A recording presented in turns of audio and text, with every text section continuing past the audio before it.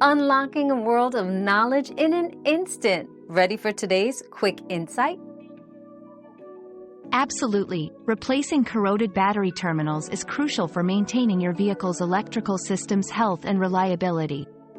Corrosion can lead to poor electrical connections and potential starting problems.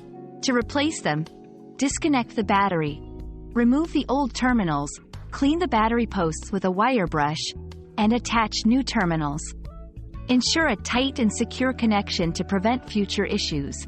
It's a straightforward process that can save you from bigger problems down the line. Your daily dose of discovery ends here, but the journey of learning never stops. Subscribe and join us again for more answers tomorrow.